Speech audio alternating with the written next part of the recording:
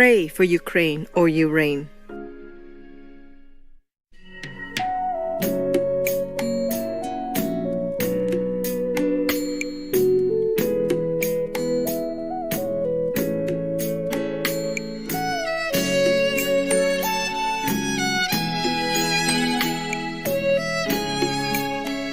To see our Buddha nature means to become one with God or to see God. Now, how do we know if we see God or we have not seen God? Or will we see God or won't we see God? Or whenever we see God, how do we know? And what is God? Or what is Buddha nature? Now we have to refer again to the Bible, the Hindu scripture, the Sikh scripture, and whatever scripture, the Taoist scripture and Buddhist scripture. In the Bible, it is said, in the beginning was the Word, and the Word was with God, and the Word was God. So, if the Word was God, then if we hear this word, then we may say that we have heard God, or we are in contact with God. In the Buddhist scripture, it is said the Buddhas speak only with one language, but every being can perceive it according to his own understanding.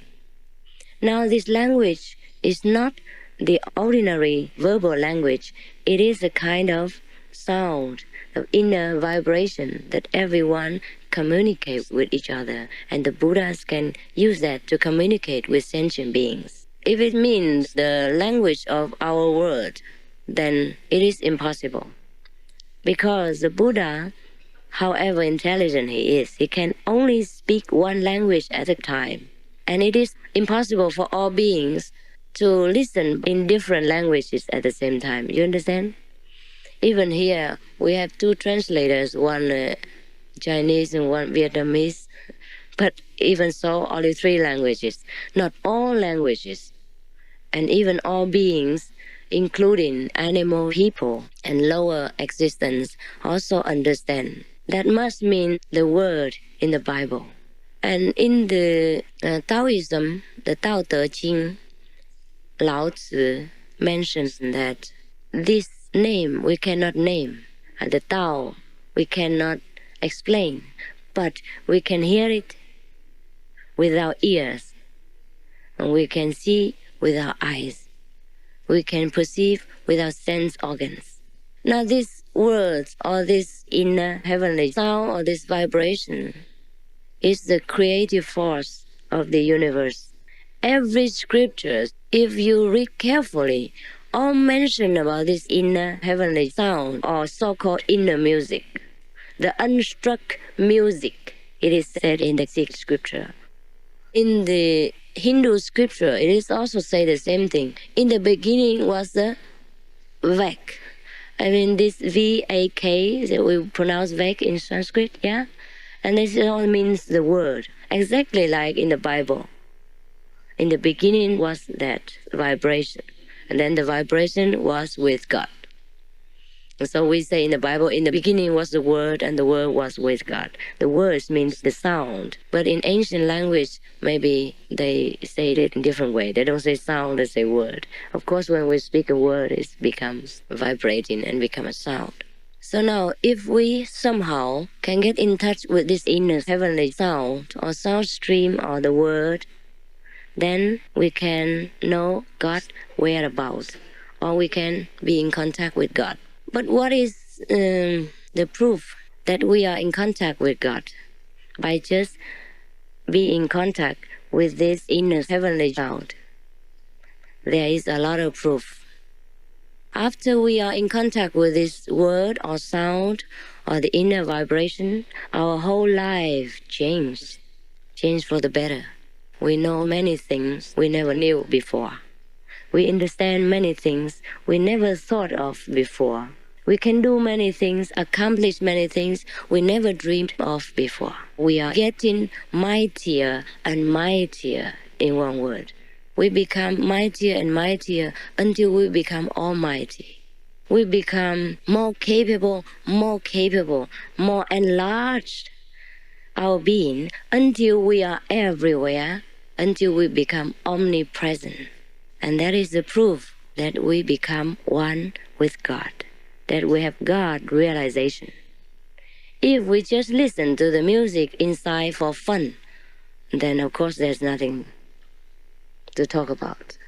But this music, this inner vibration, does change our life. No one who came in contact with this word or sound or vibration will not experience a great change in his or her life. This is what we call an enlightened person. And the more we are in contact with this word or sound, or the Kuan Yin method, the wiser we become, the saintlier we become, and the less vexation, the less attachment, the less anger, hatred, and lust we will have. We will have more freedom, more love, more peace, more wisdom, and everything we wish to have, including the comfortable life, a material side of life. Not only spiritually will we develop, we will feel more comfortable in life, materially, and in all things, in all aspects, we will feel much different than before. Actually, in our poor worldly language, every time I would like to speak about this great treasure within us, I feel I'm so ashamed. I feel I make a poor job of it. But I have to try somehow to convey a little part of this great wisdom to you in order that you might feel interested somehow and then find it out for yourself. And then you will know what it is without any language. Because when we are transmitted this method, we don't speak even. And that is even the best time. Then you will get enlightenment. You will get something you never had before. And you will feel something you never felt before. So light, so relaxed, so beautiful, so sinless. That is the meaning of baptism. That is the meaning of taking refuge in the three jewels, the Buddha, the Dharma, and the Sangha. What does being baptized mean? When Jesus was baptized by John the Baptist, I have mentioned, he saw the light that came from heaven, came down like a dove. You remember? So when we are baptized by any person whosoever claims that he can baptize you, he must also give you at least some inner heavenly light. It's like this dove that came from heaven, or the light like a big flame, which is mentioned in the Bible. Or you can hear the sound of God like thunder, the thunderous voice of God, or the voice of many waters. Then you are sure that you are baptized. To take refuge in the three jewels, in the Buddha, in the Dharma, and the Sangha, means exactly the same thing. When the Buddha laid down the rule for taking refuge in the three jewels, he said, when we take refuge in the Buddha, the Dharma, and the Sangha, it's supposed to be that we are free from all hindrance of karma.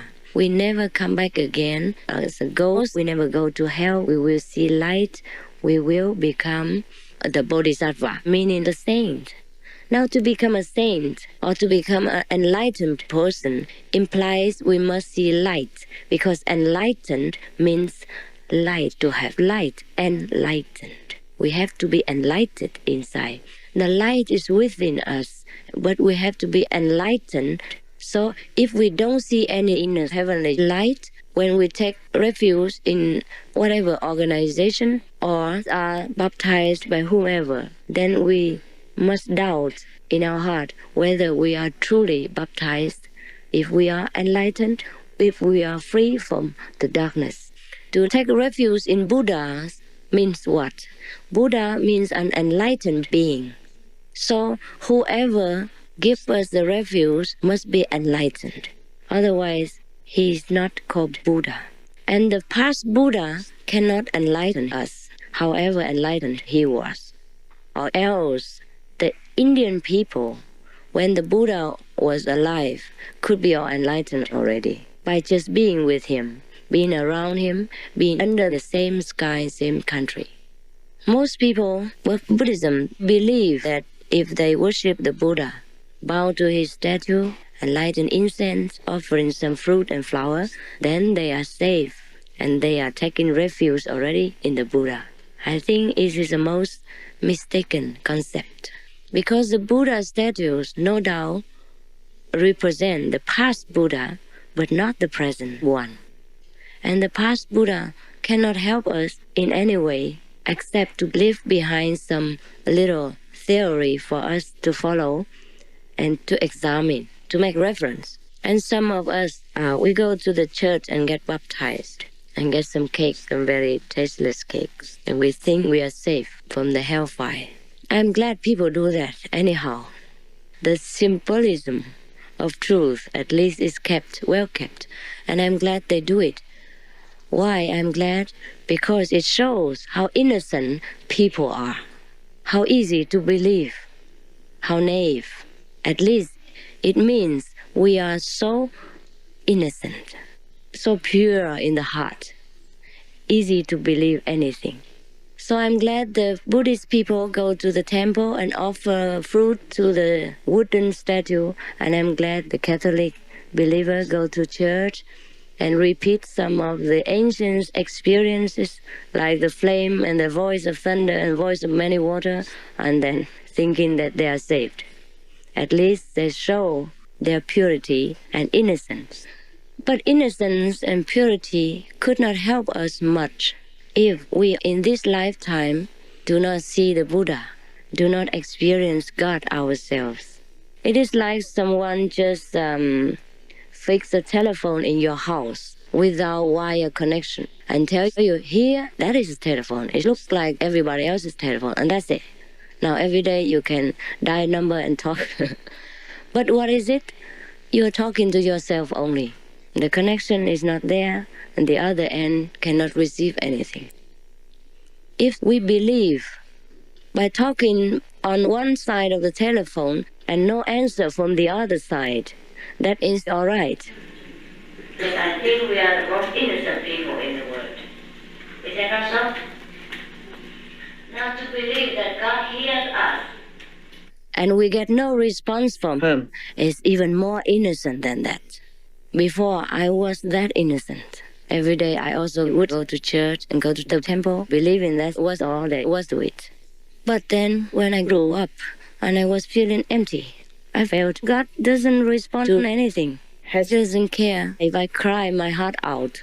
He doesn't care. The Buddha doesn't dry my tears. He doesn't answer my sincere prayers and questions. He just sits there and smiles. Every day they're ever smiling. Like this. And I cried and I bowed and I threw myself at his feet. He didn't move 1 inch. So then I became frustrated, and then after a while I became angry. I thought, Buddha, how come you can be so impolite? But it wasn't the Buddha who was impolite. It was me who was too naive. And after some time I started to realize that maybe the dead Buddha couldn't help me much. I had to find the living one. I had to find the living Buddha inside me. Therefore, I started to look for masters, methods, and the real way to get enlightenment. Not just every day bowing to a lifeless statue. So then, I have found it. After a lot of struggle, discipline, and effort, I have found it.